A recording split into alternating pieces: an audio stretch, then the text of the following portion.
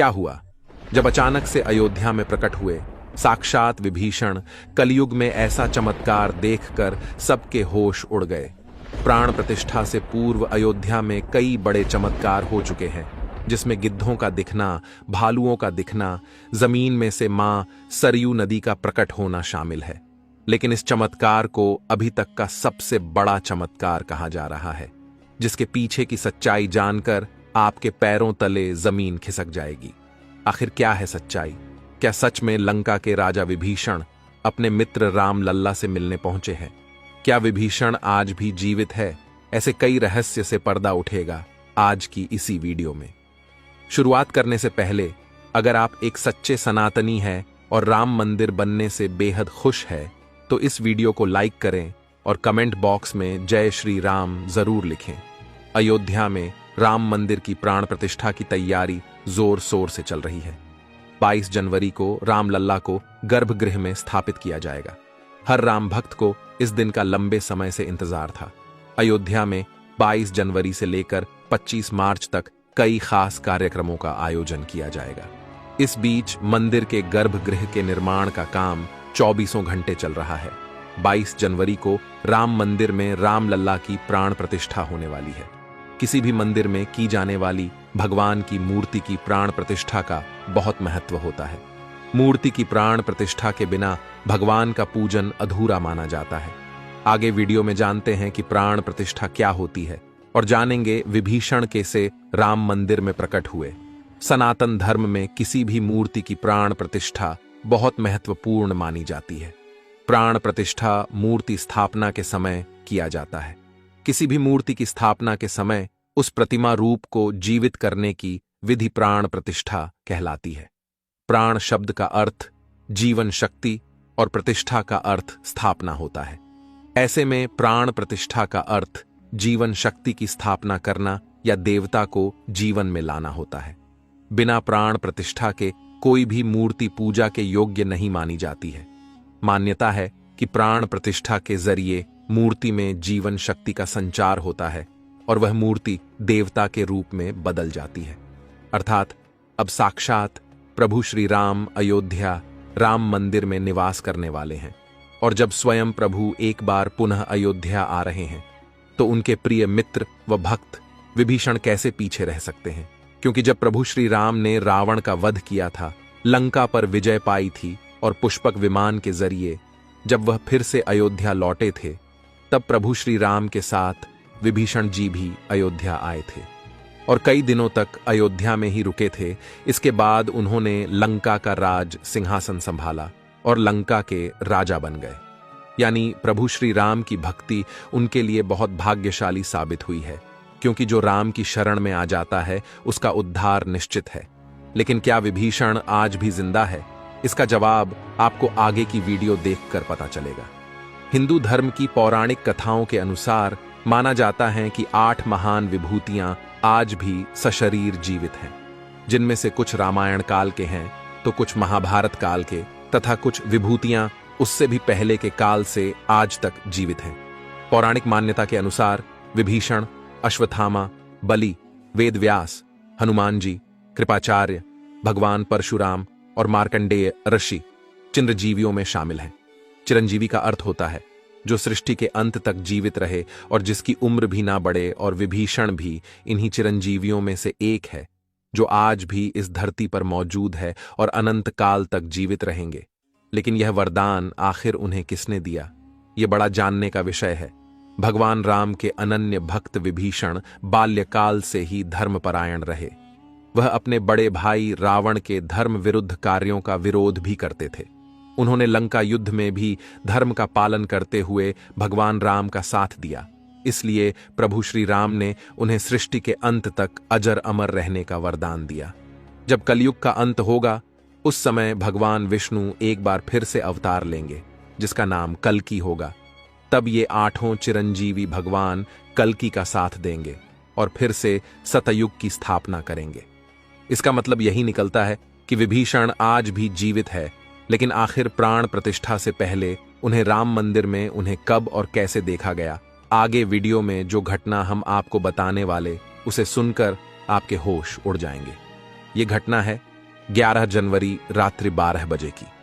रोजाना की तरह सभी मजदूर राम मंदिर के गर्भगृह का कार्य करके अपने तंबू में विश्राम कर रहे थे। तभी मजदूरों को मंदिर के अंदर से प्रभु श्री राम के नाम जाप की ध्वनि सुनाई दी। अभी किसी भी अन्य व्यक्ति को रात्रि के समय राम मंदिर में घुसने की अभी अनुमति नहीं है। तब उन्हें ऐसा लगा कि शायद किसी आसपास के मंदिर द्वारा उन्हें ध्वनि सुनाई दे रही होगी, तो सभी मजदूर रात्रि में वापस सो गए। लेकिन सुभाष नाम के एक मजदूर को लगातार यह बात खटक रही थी। उसे वह आवाज राम मंदिर से ही आती प्रतीत हो रही थी, तो उसके मन में जानने की उत्सुकता हुई।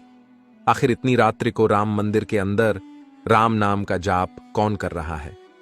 उसने अपने साथियों को उठाना चाहा, लेकिन सभी गहरी नींद में थे।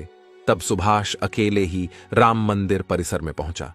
वे काफी महीनों से राम मंदिर के निर्माण कार्य का हिस्सा था। उसे राम मंदिर का एक एक दरवाजा, एक एक कोना अच्छी तरह से पता था। जब उसने राम मंदिर के गर्भगृह में झांक कर देखा, तो वहां पर एक बहुत ही दिव्य पुरुष, जिनके अंदर से काफी तेज प्रकट हो रहा था। वे अपने हाथों में माला लिए राम नाम का जाप कर रहे थे। ऐसा लग रहा था मानो वे काफी दिव्य पुरुष हों और किसी पौराणिक समय से आए हों। उनके बैठने का तरीका और उनका अंदाज राजाओं की तरह मालूम पड़ रहा था। सुभाष ये नजारा देखकर दंग रह गया। इसके बाद सुरेश अपने साथी मजदूरों के पास गया और उन्हें यह सारी सच्चाई बताई। और जब सब मिलकर राम मंदिर गर्भगृह तक पहुंचे, तो सभी के होश उड़ गए, क्योंकि वह दिव्य व्यक्ति वहां से गायब हो चुके थे। चूंकि रात्रि का समय चल रहा था, तो सभी लोग सुभाष की बातों को भ्रम समझ रहे थे और कोई भी उसकी बात को मानने को तैयार नहीं था। लेकिन सुभाष जानता था, उसने जो देखा है वह बहुत बड़ा चमत्कार है। लेकिन उसके मन में एक ही सवाल था कि रात्रि 12 बजे राम मंदिर में राम नाम का जाप करते हैं, वह दिव्य पुरुष आखिर थे कौन?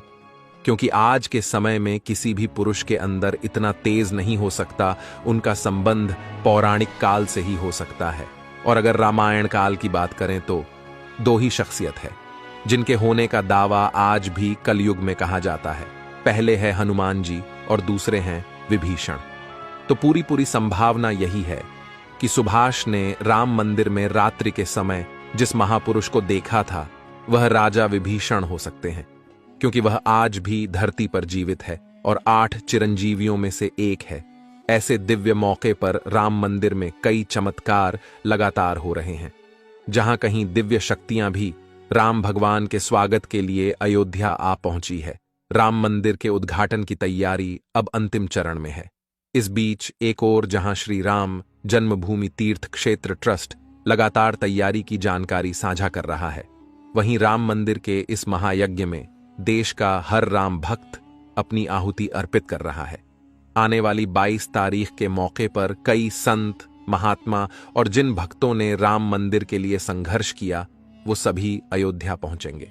न केवल 22 जनवरी को, बल्कि 12 जनवरी से ही मेहमानों का अयोध्या जाने का सिलसिला शुरू हो जाएगा। रामनगरी में 11,000 से ज्यादा वीआईपी मेहमानों के स्वागत की तैयारी की जा रही है। एक समय था जब यहीं अयोध्या में रामलला टेंट में विराजमान थे।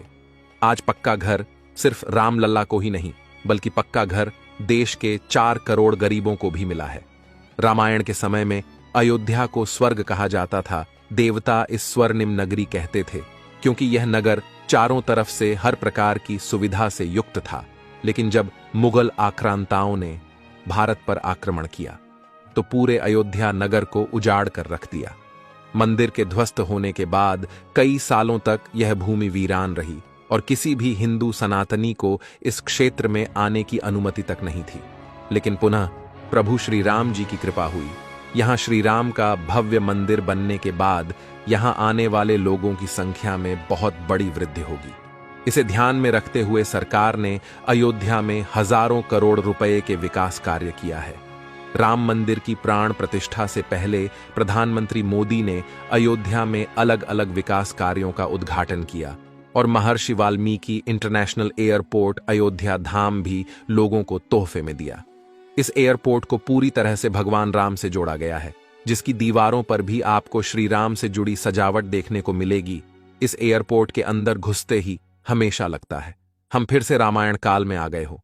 आपको बता दें कि इस एयरपोर्ट को 20 महीने के रिकॉर्ड समय में तैयार किया गया है।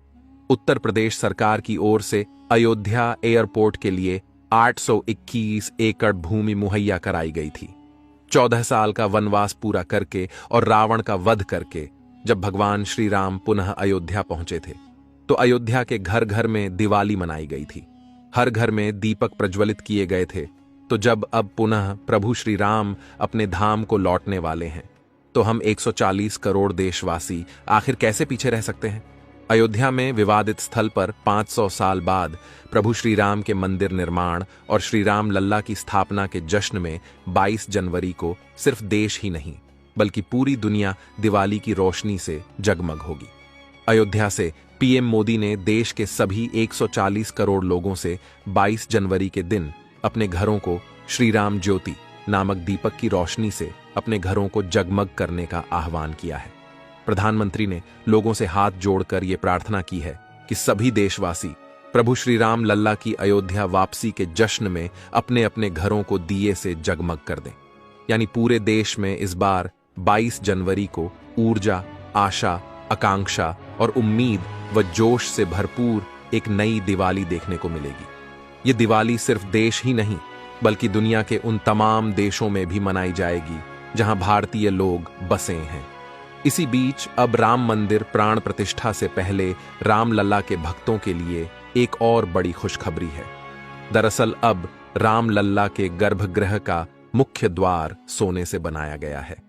जो मंदिर के मुख्य द्वार के तौर पर स्थापित कर दिया गया है, राम मंदिर में सोने के दरवाजे की कुछ खासियत भी है। बता दें कि राम लल्ला के गर्भगृह में लगाए गए सोने के दरवाजे पर खूबसूरत नक्काशी की गई है। मंदिर के भूतल पर ऐसे 14 दरवाजे लगने वाले हैं। लेकिन दोस्तों, जब हम राम मंदिर को बनता हुआ देखते हैं तो हमें बड़ा गर्व होता है कि हम राम मंदिर को अपनी आंखों से बनता हुआ देख रहे हैं। हमें उस स्थान पर राम मंदिर के अंदर जाने का मौका भी मिलने वाला है। लेकिन एक समय ऐसा भी था जब यहां पर हजारों कार सेवकों ने इस मंदिर के निर्माण के लिए अपने प्राणों का बलिदान दे दिया था। 1528 ईस्वी में श्री राम मंदिर को बाबर के आदेश से उसके सेनापति मीर बाकी ने गिराकर वहां एक मस्जिद बना दी। इसके बाद से हिंदू समाज एक दिन भी चुप नहीं बैठा। वह लगातार इस स्थान को पाने के लिए संघर्ष करता रहा। 23 दिसंबर 1939 को हिंदुओं ने वहां राम लल्ला की मूर्ति स्थापित कर पूजन एवं अखंड कीर्तन शुरू कर दिया। विश्व हिंदू परिषद द्वारा इस विषय को अपने हाथ में लेने से पूर्व तक 76 बार श्री राम जन्मभूमि मुक्त कराने के प्रयास किए हिंदुओं ने किए, जिसमें देश के हर भाग से हजारों नर नारियों का बलिदान हुआ, पर पूर्ण सफलता उन्हें कभी नहीं मिल पाई। 2 नवंबर 1990 को तत्कालीन मुख्यमंत्री मुलायम सिंह यादव की सरकार में कार सेवकों पर पुलिस ने बर्बरतापूर्वक गोलियां चलाई थीं, जो कि सच में एक निंदनीय घटना है। उस समय अयोध्या के वासुदेव गुप्त, राजेंद्र धरिकार, रमेश पांडेय और कोलकाता के दोनों कोठारी बंधुओं सहित अनेक कार सेवक इसमें शहीद हो गए थे। नीचे कमेंट बॉक्स में आप इन्हें श्रद्धांजलि जरूर दें। लेकिन दोस्तों, कहते हैं जो सच होता है वो स्प्रिंग की तरह होता है। उसे जितना दबाया जाए वह उतना ही तेज गति के साथ ऊपर आता है। 9 नवंबर 2019 का दिन सुनहरे अक्षरों में दर्ज किया गया, जब सुप्रीम कोर्ट की 5 जजों वाली बेंच ने ऐतिहासिक फैसला सुनाया और विवादित जमीन हिंदू पक्ष को मिली। और अब 22 जनवरी 2024 को भव्य राम मंदिर के अंदर रामलाल की प्राण प्रतिष्ठा होने वाली है। इस प्राण प्रतिष्ठा के भव्य समारोह में देश विदेश की 11,000 हस्तियों का आमंत्रण दिया गया है। लेकिन दोस्तों, कुछ राजनीतिक दलों ने राम मंदिर किस भव्य समारोह में आने का न्योता ठुकरा दिया है। इसके संदर्भ में देशवासियों का कहना है कि दुनिया में देवता और राक्षस दोनों प्रकार के लोग रहते हैं। देवता मंदिर में प्रवेश कर सकते हैं, लेकिन रक्षा मंदिर के अंदर नहीं जाते। जो राजनीतिक दल मंदिर के प्राण प्रतिष्ठा में आने से मना कर रहे हैं, उन्हें इन्हें राक्षसों के साथ जोड़कर देखना गलत नहीं होगा। जल्द ही राम मंदिर आम जनता के लिए भी खोल दिया जाएगा। राम मंदिर की भव्यता, लोगों के मन में राम मंदिर को लेकर के उत्साह और साथ ही साथ अयोध्या शहर का विस्तार उन सभी बलिदानों की आत्मा को शांति प्रदान करेगा। और देश के प्रगति में भी जरूर सहयोग करेगा। हम दोस्तों आशा करते हैं कि आज की वीडियो के माध्यम से आप राम मंदिर को और उसके इतिहास को करीब से जान पाए होंगे। सभी हमेशा करते। आज की वीडियो आपको पसंद आई होगी, लाइक जरूर करें और कमेंट बॉक्स में सभी कार्ड सेवकों के बलिदान के प्रति आप श्रद्धांजलि जरूर दें। साथ ही साथ कमेंट बॉक्स में कुछ सेकुलर हिंदुओं के लिए अपनी राय जरूर रखें, जिन्होंने राम मंदिर प्राण प्रतिष्ठा समारोह में आने का न्योता ठुकरा दिया है। हमारे चैनल को सब्सक्राइब जरूर कर लें, ताकि आपको हमेशा ऐसी सत्य चमत्कारी घटनाएं देखने को मिलती रहे। अभी के लिए आप सभी को हर हर महादेव।